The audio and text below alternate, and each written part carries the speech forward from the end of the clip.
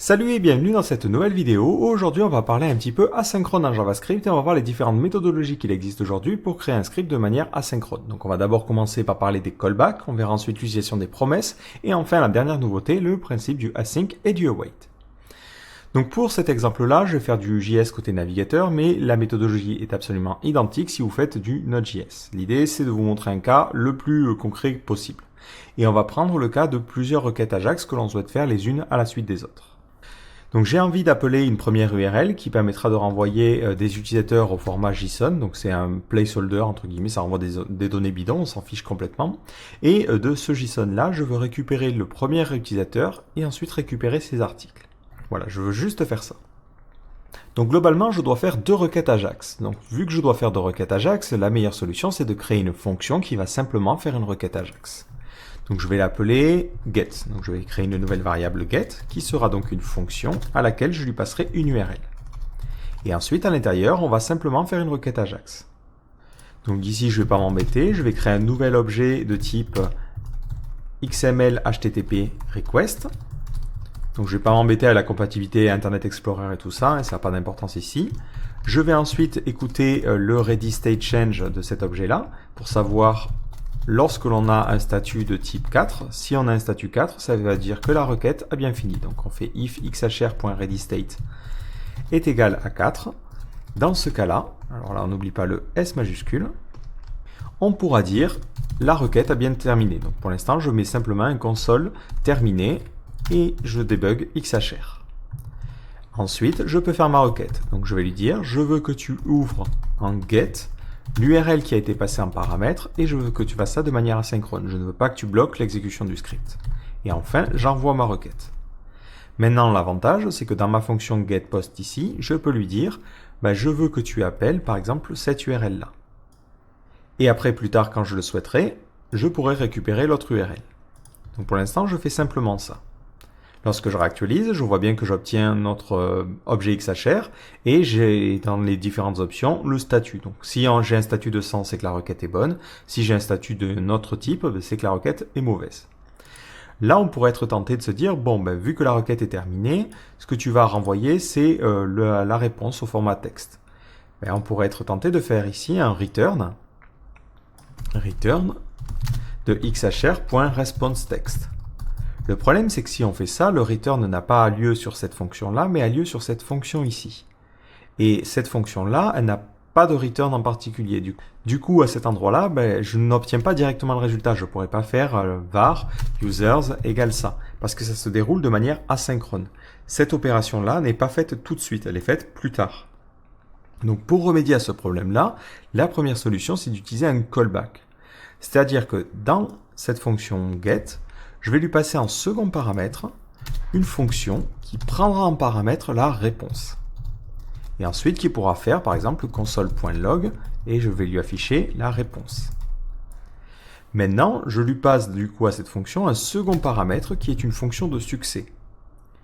Et lorsque la requête XHR, la requête Ajax, s'est bien résolue, c'est-à-dire que j'ai obtenu le résultat, plutôt que de mettre un return qui du coup ne sert à rien, je vais lui dire, dans la fonction que tu prends en paramètre, dans le callback que tu prends en paramètre, je vais l'appeler en t'envoyant la réponse.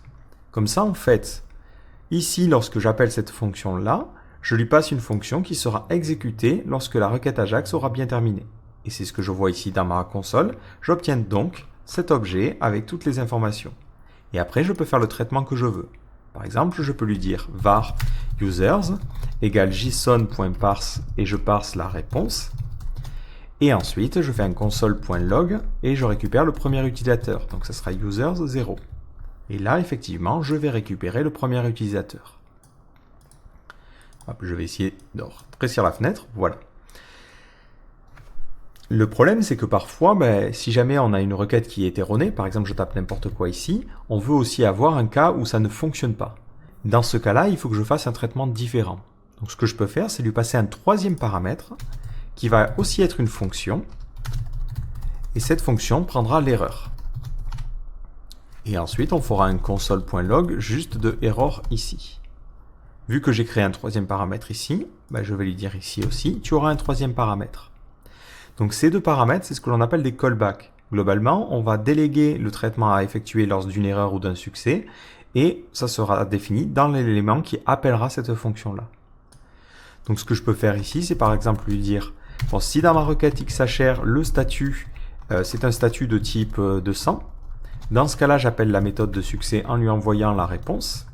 Dans le cas contraire, ce que je peux faire, c'est lui dire, bon, il y a une erreur, donc j'appelle la méthode error, en lui passant l'objet XHR tout simplement. Et dans ce cas-là, on récupère effectivement une requête en type 404, et dans ce cas-là, c'est la méthode error qui est utilisée, et du coup, ça fait un console log de error, et ça m'affiche l'objet XHR. Donc ça, c'est le principe du callback. Comme je vous l'ai dit, le problème, c'est que moi, ma méthode getPost, elle doit faire une première requête, puis une seconde. Donc si je dois continuer ici, ça veut dire que lorsque j'ai bien l'utilisateur, à cet endroit-là, je peux faire ma requête suivante. Donc je peux lui dire, il faut que tu appelles maintenant cette seconde requête. Ici, je te passerai l'ID, donc ça serait users0.id. Et ensuite, je te passe donc en premier paramètre la méthode à faire lorsqu'il y a un succès. Donc ça sera ici var post égale json.parse de la réponse. Hop, que l'on récupère encore une fois ici. Et ensuite, on fait un console log de post. On avance petit pas par petit pas. Si jamais on a un problème, je te passe en troisième paramètre une fonction qui prend en paramètre l'erreur. Et ici, je peux faire un console.error d'ailleurs. Hop. Et je te passe l'erreur. Donc on va mettre erreur Ajax suivi de l'erreur. C'est pas terrible, mais c'est juste pour l'exemple. Hop, je fais ça et je mets ici la même chose. Donc là, j'obtiens une erreur. Si je fixe mon problème et que je remets la bonne URL, lorsque je vais réactualiser, ça me donne bien tous les articles qui sont associés à cet utilisateur-là. Donc là, j'en obtiens 500 à peu près. Le souci, c'est que tout ça se déroule de manière asynchrone. Si moi, je veux récupérer les articles ici, il faudrait du coup que je lui passe une fonction de succès, encore une fois, et une fonction d'error. Et là, je pourrais lui dire, bon, là, tu as récupéré les articles, donc tu peux faire success de post. Et si tu veux gérer les erreurs, tu peux appeler la méthode error, voilà, sur les deux. Et maintenant, cette fonction-là aussi a besoin de faire d'avoir des callbacks. Et ici, je pourrais récupérer les articles en faisant console.log, le premier article, et je te passe en second paramètre l'article numéro 0. Si jamais on a une erreur, donc je prends un second paramètre qui sera la fonction qui prendra en paramètre l'erreur, et je peux faire un console.error, et je t'affiche l'erreur. Et du coup, j'enlève le console log ici qui ne sert plus à rien. Si je réactualise la page, je vois bien que ça me donne le premier article. Si jamais j'ai une erreur, pour une requête par exemple qui est erronée, dans ce cas-là, ça me renverra le message d'erreur. Sauf qu'il y a un petit souci, c'est vu que j'ai nommé cette fonction-là comme le paramètre, ça pose problème. Voilà. Si je réactualise, cette fois-ci, ça fonctionne correctement. J'ai l'erreur Ajax avec le résultat. Donc cette méthode va fonctionner, mais on arrive dans ce que l'on appelle le callback L. Et vous le voyez, là j'ai deux choses à faire les unes après les autres. Donc ça veut dire que je dois faire la première opération. Dans le callback de la première opération, faire la chose pour la seconde opération, et ainsi de suite, ainsi de suite. Donc on va se retrouver avec un niveau d'imbrication qui est vraiment très très important. Et c'est pour ça que l'on a essayé d'imaginer une meilleure façon de faire les choses. Parce que là, c'est un petit peu handicapant. Donc ce que je vais faire, c'est que je vais sauvegarder ce fichier-là, et on va créer un nouveau fichier que l'on va appeler callbacks.js qui nous permettra de comparer au fur et à mesure. Donc dans ce fichier-là, je mets ça. Une nouvelle solution qui est apparue, c'est l'utilisation de promesses. Les promesses sont un objet un petit peu particulier qui vont avoir des méthodes qui vont nous permettre de résoudre les choses de manière asynchrone. Donc c'est quelque chose qui est supporté par les navigateurs modernes, mais pas forcément par tous les navigateurs. Si vous voulez le supporter sur d'anciens navigateurs, il faudra utiliser ce que l'on appelle des polyfills, ça va être un objet JavaScript qui permet de simuler le support des promesses. Si vous êtes intéressé, vous allez sur le MDN, donc le Mozilla Developer Network, et vous allez avoir la documentation de cet objet promesse. Donc basiquement, comment ça va fonctionner dans notre cas? Là, plutôt que de faire directement une fonction qui prendra en paramètre les URL de succès et d'erreur, on va juste lui passer l'URL. Et pour l'instant, je vais commenter tout ce code-là.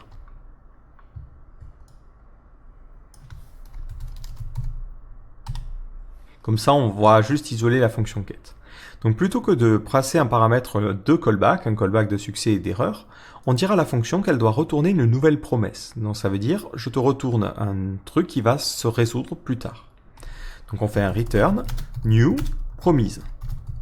Donc cet objet prend en paramètre une fonction qui aura deux callbacks, un callback de succès et un callback d'erreur, que l'on va en général appeler resolve et reject. Ensuite, tout le code que l'on a écrit, plutôt que de l'écrire à l'extérieur, on va l'écrire à l'intérieur de cette fonction-là. Lorsque quelque chose a bien réussi, on utilisera le premier paramètre de cette fonction-là, le paramètre resolve. Lorsque quelque chose échoue, on utilisera le second paramètre reject. Maintenant, je vais simplement faire un petit essai en vous mettant un console.log de get et on va appeler la première URL, celle qui concernait les utilisateurs. Et on ne va pas se tromper. Si je reviens sur mon code, je vois que ça me retourne une nouvelle instance de promesse. Alors cette promesse, ce qui est normal vu qu'ici je mets un return de new promise. Pas de souci à ce niveau-là. Donc cet objet promesse a deux méthodes, une méthode when et une méthode catch. La méthode when va permettre de définir qu'est-ce que je dois faire lorsque la resolve a été fait et le catch lorsque le reject a été fait. Donc par exemple dans mon cas ici, je vais pouvoir lui dire je veux que tu appelles cette URL là et lorsque tu résous, voilà la fonction que tu vas effectuer. Tu vas effectuer cette réponse et là je vais pouvoir faire un console.log de response. C'est une manière différente d'écrire le callback de succès par rapport à tout à l'heure. Si je réactualise, ça me donne bien les différents utilisateurs. Si ensuite j'ai une erreur et que je fais simplement ça, je vais tomber sur une exception parce que là, par défaut, je ne capture pas. Si je veux capturer, il faudra que je fasse un catch et ça sera une fonction qui prendra en paramètre l'erreur et qui fera un console.log, dans mon cas, de l'erreur. Et effectivement, maintenant, j'ai capturé cette erreur-là et lorsqu'il y a un reject qui est fait, je passe dans cette méthode catch.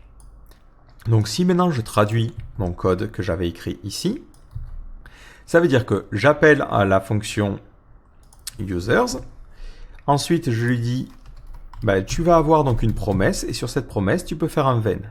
Dans ce when tu passes en premier paramètre une fonction qui permettra de dire qu'est-ce que je dois faire lorsqu'il y a un succès.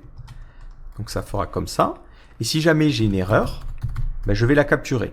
Donc je la capture avec cette fameuse fonction d'erreur. Alors cette fonction, vu que c'est toujours la même chose, je vais plutôt créer une fonction pour capturer les erreurs. Var catch error. Ça sera une fonction qui prendra en paramètre l'erreur et qui fera simplement un console.log, enfin pas un console.log, console.error de l'erreur. Voilà. Comme ça, ça me permet ici de faire simplement catch error et de ne pas avoir à m'embêter à redéfinir la fonction à chaque fois. Maintenant que j'ai les utilisateurs, je peux faire la même chose que ce que j'ai fait tout à l'heure, c'est-à-dire appeler l'URL qui permet de récupérer les articles, comme ceci, et par-dessus, je peux lui dire, voilà ce que tu dois faire lorsque tu as la réponse. Et ça sera le même code que tout à l'heure. Hop, quelque chose qui ressemble à ça. Voilà. Et si jamais ça échoue, je veux que tu catches l'erreur encore une fois. Et là, plutôt que d'avoir des callbacks, tout ce code-là, je vais le mettre lui-même dans une promesse. Donc là, je fais un return, new promise. Je prends une fonction qui a donc le resolve et le reject en paramètres. À l'intérieur, je mets tout mon petit code ici, pouf. Et lorsque je récupère les différents enregistrements, à cet endroit-là, je peux lui dire, je veux que tu resolves. Et tu vas resolve les articles. Et les articles, c'est un var post égale json.parse de post. De response. Donc pour le coup, on peut se dire que c'est exactement la même chose. Tu as changé la syntaxe, tu as utilisé un objet, mais au final, tu te retrouves quand même dans le principe du callback L. On voit, on a de l'imbrication. Mais vous allez voir qu'on peut après aller un petit peu plus vite. Donc maintenant, lorsque j'appelle getPost, je n'ai plus de paramètres à lui passer. Vu que j'obtiens une promesse, je peux simplement utiliser le when en lui disant, lorsque tu obtiens le résultat, hop, tu prendras en paramètre une fonction qui aura les articles et tu feras un console.log du premier article. Et effectivement, je vais obtenir le premier article. Donc une particularité des promesses, c'est qu'elles peuvent être enchaînées. C'est-à-dire que lorsque je fais cette méthode-là, dans le callback de résolution, je peux retourner une nouvelle promesse. Si ici, je lui dis simplement, je veux que tu returnes ça. Mais dans ce cas-là, vu que cette promesse renvoie une promesse, je peux utiliser le when par-dessus. C'est-à-dire que là, je peux lui passer un second when en paramètre. Comme ceci. Et après par-dessus, je ferai mon catch. Donc je lui dis, je veux que tu appelles la réponse. Lorsque tu as la réponse, tu la parses, et ensuite tu vas refaire une promesse, tu vas refaire un appel qui renvoie une promesse, et par-dessus tu vas récupérer ce résultat-là. Si je réactualise, je vois que ça me donne le même résultat. De la même façon, à cet endroit-là, lorsque je obtiens le résultat, plutôt que de faire un resolve, je peux lui dire, je dois retourner les différents articles.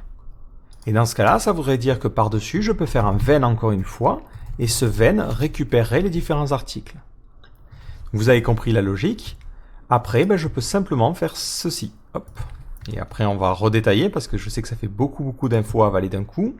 Ça ferait quelque chose qui ressemblerait à ça.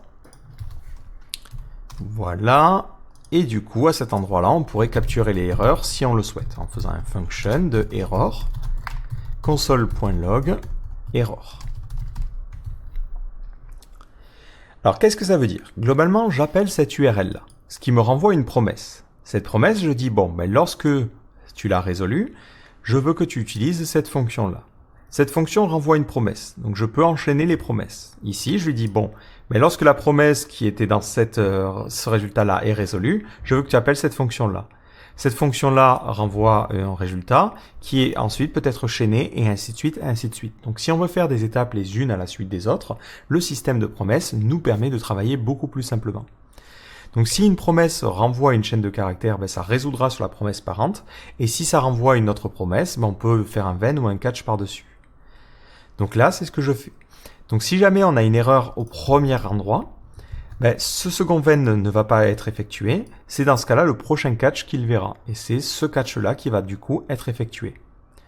De la même manière, si vous voulez faire une requête qui apparaît tout le temps, par exemple vous voulez dire j'ai fini de faire mes requêtes Ajax, vous pouvez après le catch, ça continue à renvoyer une promesse. Vous pouvez ici avoir une fonction qui sera exécutée quoi qu'il arrive. Console.log, fin des requêtes SQL, des requêtes Ajax. Hop. Et ici, c'est when et pas van.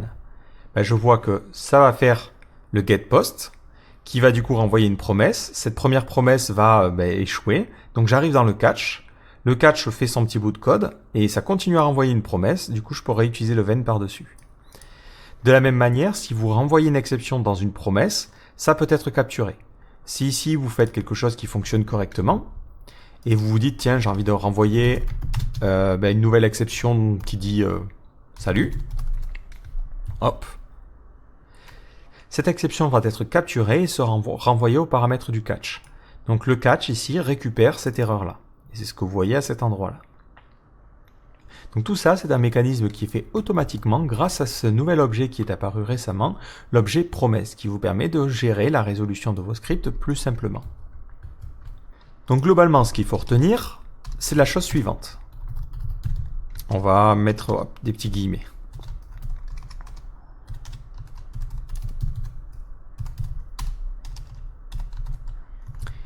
C'est qu'on initialise une promesse en faisant un new promise. Et dans ce promise, on prend en paramètre une fonction qui a un paramètre de succès et d'erreur. Donc que l'on appellera en général, comme je vous l'ai dit, resolve et reject, qui sont respectivement la méthode à appeler lorsqu'on a une résolution positive et reject lorsqu'on a une résolution négative. Ensuite, à l'intérieur de cette fonction, on va faire notre traitement classiquement. Il peut être asynchrone ou synchrone, on s'en fiche. Et lorsqu'on en a fini, on fait un resolve ou un reject en passant des paramètres. Ensuite, sur cette promesse, on a deux méthodes. On a la méthode when qui permet de dire qu'est-ce que tu dois faire lorsque tu as la réponse et lorsque tu as un résultat correct. Ou on peut utiliser la méthode catch pour capturer l'erreur si on a une erreur. Et ces méthodes peuvent être enchaînées. Si à l'intérieur du callback de la méthode when vous renvoyez une promesse, vous pouvez enchaîner les promesses les unes sur les autres. Donc vous pouvez dire, voilà ce que tu dois faire lorsque la première fonction va retourner, voilà ce que tu dois faire lorsque la fonction doit retourner, et ainsi de suite, ainsi de suite. Donc ce pattern-là va permettre d'avoir un enchaînement d'opérations asynchrones et un système de cascade qui va être beaucoup plus simple à écrire. Donc si vous souhaitez l'utiliser, vous pouvez le faire dès aujourd'hui, hein, ça c'est quelque chose qui est supporté, et si vous voulez supporter les plus vieux navigateurs, il faudra utiliser un polyfill, ou ce que vous pouvez faire, c'est utiliser des transpilers tels que Babel, qui va permettre de convertir votre code. Alors forcément, si je tape Page.js après, on va pas aller loin, mais qui vous permet d'écrire du code en ES 2015 et de le convertir en code JavaScript qui est compris par les navigateurs dès aujourd'hui. Donc ce système est plutôt pas mal, mais quand même reste relativement lourd parce qu'on doit écrire une nouvelle promesse, ensuite on a ce resolve, on a ce reject, c'est pas forcément très intuitif. Et c'est là qu'arrive la dernière notion qui est la notion d'async et de wait. Donc c'est quelque chose qui vient en complément des promesses et qui vous permet d'écrire du code qui utilise des promesses sans forcément écrire new, promise et compagnie. Donc je vais sauvegarder ce code-là en mémoire, histoire que vous puissiez le garder dans le code source. Donc on va appeler ça promesse promise.js. Et on va copier notre code. Alors le async et le await est un petit peu particulier. Globalement, ça vous permet d'écrire du code asynchrone en ayant une logique synchrone. Alors, par exemple, dans notre cas, dans cette méthode getPost, on a envie de lui dire, il faut que tu fasses la première requête et ensuite seulement la seconde. Moi, ce que j'aimerais bien lui dire, c'est lui dire ici, il faut que tu attendes d'avoir ce résultat-là. Donc, on peut utiliser pour cela le mot-clé await. Await va permettre de dire, je veux que tu attendes que cette fonction-là soit résolue. Et ensuite, je pourrais sauvegarder le résultat. Donc, on ferait un var response égale await de cette méthode-là. Du coup, elle n'a pas besoin de callback à cet endroit-là.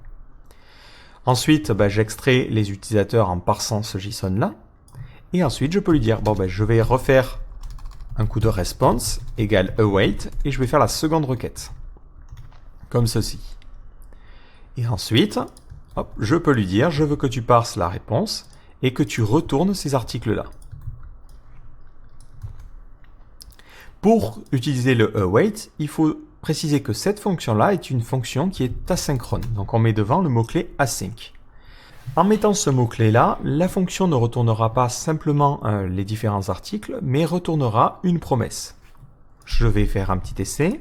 Je vais retirer le code que j'ai écrit ici et je vais mettre simplement un console.log de getPost. Si j'essaie de réactualiser, je vais avoir un petit problème. Le async et le await, ce n'est pas quelque chose qui est actuellement supporté par les navigateurs. Comme on le voit ici, alors faites attention, et c'est pas le async pour les scripts, c'est le async à cet endroit-là, c'est vraiment supporté que par les navigateurs très à la pointe. Donc forcément, vous allez rencontrer des problèmes. Donc pour les besoins de cette vidéo, moi je vais utiliser un transpiler qui va permettre de faire fonctionner ce code dès aujourd'hui. Donc j'utilise pour cela Babel et ça sort du cadre de cette vidéo là. Si vous êtes intéressé par l'utilisation de Babel, vous cherchez Babel sur le site et vous allez avoir une vidéo entièrement dédiée sur le sujet. Donc ici, moi, je vais simplement faire un coup de require et je vais lui dire je veux que tu charges les polyfills pour ce genre de méthode là. Si maintenant je réactualise, je vois que cette méthode getPost, maintenant, renvoie une promesse. Pourtant, à aucun moment, je lui ai dit de retourner une promesse. Je lui dis simplement de retourner un post. Mais vu que cette méthode est asynchrone, dès qu'elle fera un return, elle fera un return d'une promesse qui renverra ça. Donc là, je peux écrire le même code que celui que j'ai écrit tout à l'heure. Je veux que tu fasses un getPost et lorsque tu obtiens les résultats, tu me les affiches. Et effectivement, là, ça fonctionne correctement. Vous allez me dire, oui, mais avec ton await, là, tu n'es pas capable de capturer les erreurs. Qu'est-ce qui se passe si tu fais par exemple ça? Si je fais ça, on va avoir un throw qui va être lancé. Si je ne le capture pas, c'est-à-dire si j'appelle simplement la méthode getPost, on va me dire, il y a eu une exception qui a été renvoyée, un catch dans cette promesse-là. Ce catch n'a jamais été capturé et du coup, il y a un problème et c'est pour ça que j'ai cette erreur en console. Donc si jamais une de vos promesses renvoie une exception ou même que vous mettez un throw erreur, ce qui va se passer c'est que ça ne va pas renvoyer l'exception, ça sera équivalent au reject de tout à l'heure. Donc ça veut dire que cette erreur-là pourra être capturée grâce à un catch que l'on fera plus tard. C'est ce que je vois ici. Maintenant, vu que je renvoie une exception à cet endroit-là, ça peut être capturé dans la méthode catch de ma promesse.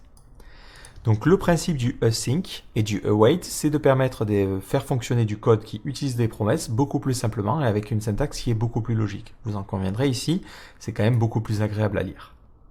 Alors par contre, attention, vous ne pouvez pas utiliser ça n'importe où. C'est-à-dire qu'on pourrait être tenté de dire ici, du coup, je veux que tu attendes d'avoir les articles et une fois que tu as les articles, tu vas me les retourner en faisant un console.log de ce truc-là ou en faisant, plutôt un var post égale await, et ensuite un console.log de post 0. Ça pourrait être très tentant, hein, je vous l'avouerai, mais ça ne va pas fonctionner. On ne peut pas avoir de await dans une fonction qui n'est pas asynchrone. Et vu que notre fonction principale n'est pas asynchrone, le code JavaScript principal se déroulant de manière impérative, on ne peut pas ici utiliser le await et le async. Il faut continuer à utiliser le système de callback. Mais si jamais on s'imagine avoir une méthode getFirstPost, on peut dire, cette méthode, elle est asynchrone. Elle va faire, je veux récupérer les articles qui vont venir de la fonction getPost, qui elle est asynchrone, donc ça peut fonctionner. Et ensuite, je return simplement le premier article, post 0.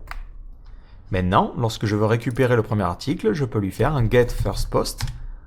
Et ensuite, en second paramètre, j'aurai l'article en question, et ici, j'afficherai l'article, console.log de post. Et je ne capte pas les erreurs, hein, on s'en fiche. Et ça me permet comme ça d'obtenir les requêtes. Et vous voyez que c'est beaucoup plus sympa. Donc tout ce système-là permet de résoudre le problème classique où on veut effectuer les opérations les unes à la suite des autres. Mais qu'est-ce qui se passe si par exemple je veux appeler deux méthodes asynchrones en même temps? Je veux faire appeler getPost, mais je veux aussi appeler getFirstPost, c'est un petit peu stupide, et je veux faire la suite des opérations que c'est lorsque ces deux promesses sont résolues. Donc là c'est un petit peu embêtant parce qu'on serait obligé par exemple de faire une variable i qui serait égale à 0 et de dire lorsque cette promesse aura été résolue, je ferai un i++, lorsque cette promesse sera résolue, je ferai un i++, et si i est égal à 2, ça veut dire que les deux promesses sont résolues, et dans ce cas-là, je peux continuer et faire la suite, ce qui n'est pas forcément évident. Donc c'est un cas un petit peu particulier, mais je pense que ça rentre dans le cadre de cette vidéo-là. Vous avez une méthode sur promise, qui est la méthode all, qui vous permet de lui passer en paramètre différentes promesses, et ensuite ça vous dira lorsque toutes les promesses sont résolues. Ça fonctionne de la manière suivante. Vous mettez un promise.all, et dans la méthode, vous lui passez un tableau qui prend en paramètre plusieurs promesses. Donc nous, on va par exemple lui passer getPost, qui renverra donc bien une promesse, et getFirstPost, qui renverra bien aussi une promesse. Ensuite, cette méthode-là, elle renvoie une promesse. Donc ici, je peux lui dire, lorsque ça est résolu, je veux que tu appelles une fonction qui prendra en paramètre un tableau, qu'on va appeler array ou ar. Et ensuite, je veux que tu fasses un console.log de ar. Si j'essaie de réactualiser la page, j'obtiens ici un premier tableau qui contient mes 500 enregistrements. Donc c'est cette première promesse-là qui est résolue. Et ensuite, un second tableau, un second objet qui contient donc le résultat. Et du coup, à cet endroit-là, je pourrais faire un ar et lui dire, je veux récupérer les articles en faisant ar de 0. Donc c'est la résolution de la première promesse. Et ar de 2, c'est la résolution de la seconde promesse. De la même manière, si jamais une des promesses venait à échouer, dans ce cas-là, il faudrait que je le capture en mettant ici un catch et en faisant le code que je souhaite faire si jamais on a une erreur. Donc si vous avez une fonction par exemple qui fait ça, donc on va l'appeler démo, égale sync, donc ça sera une fonction asynchrone. Si on veut lui demander de faire ça, du coup, on est un petit peu embêté. Alors, il y a une époque, quelqu'un avait proposé de faire quelque chose qui ressemblerait à ça. Hop, await, et ensuite on lui passerait en tableau les différentes promesses.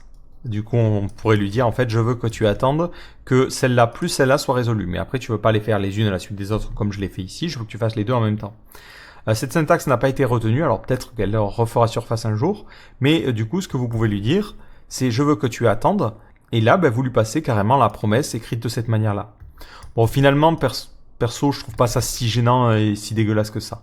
Et après, là, vous pouvez faire ensuite un console.log de array. Et là, du coup, on remet ça. Et maintenant, si j'appelle démo, il va faire les deux requêtes à la fois en simultané. Et ça me donne pile poil le bon résultat. Du coup, cette méthode async et await est toute nouvelle, mais comme on le voit, ça permet de clarifier grandement le code en pouvant écrire les choses de manière, à vue donnée impérative, tout en gardant le principe asynchrone. Donc globalement, on va définir une méthode en mettant async devant, et ça veut dire que maintenant, cette méthode, elle retournera une promesse, quoi qu'il arrive. À l'intérieur de cette méthode-là, si jamais je dois attendre la résolution d'une autre promesse, plutôt que de faire le then et le catch, je peux simplement lui dire await. Et dans ce cas-là, il va attendre cette résolution-là. Si jamais on veut capturer l'erreur, on peut laisser l'erreur se propager jusqu'à l'élément parent, ou ce que l'on peut faire, c'est entourer notre code de try catch, pour pouvoir capturer l'erreur si jamais le wait échoue. Ou ce que l'on peut faire, si on veut utiliser les bonnes vieilles promesses, c'est ici mettre un catch et capturer l'erreur. Donc là après vous faites comme vous voulez, il y a deux solutions. Moi j'aurais tendance plutôt à utiliser le try catch pour respecter la syntaxe assez classique, mais après vous pouvez faire comme vous voulez. L'avantage du try catch, c'est que vous pouvez le mettre ici et englober tout votre code. Si jamais il y a la moindre erreur quelque part, hop, vous capturez l'erreur, hop, comme ceci, vous mettez ici un catch, et vous capturez l'exception et vous mettez console.log, il y a eu un problème, et vous lui passez en paramètre l'exception. Si maintenant je rappelle la méthode, donc c'était getPost, et que je lui passe en paramètre une URL qui est incorrecte, cette exception va être capturée et sera affichée simplement en console. Ce qui permet d'éviter d'avoir des problèmes qui sont propagés jusqu'en haut et de renvoyer une exception sur toute notre application. Donc globalement, c'est vraiment une nouvelle manière d'écrire les choses, mais il faut bien être au courant que c'est pas forcément quelque chose qui est nouveau au JavaScript. Derrière, c'est le bon vieux système des promesses qui est rentré en jeu. Donc il est important d'avoir une très bonne compréhension des promesses pour pouvoir utiliser le async et le await en toute connaissance de cause et éviter de se dire ça fonctionne et hop, je m'en occupe pas. Donc le await permet en fait d'injecter le résultat de la résolution d'une promesse directement dans la variable et d'éviter d'avoir à écrire les choses avec le callback L, comme on le dit, où on a des fonctions qui appellent des fonctions qui appellent des fonctions. Donc j'espère que cette vidéo vous aura permis d'y voir un petit peu plus clair sur ce principe de promesse, d'asynchrone, et je vous donne rendez-vous dans une prochaine vidéo.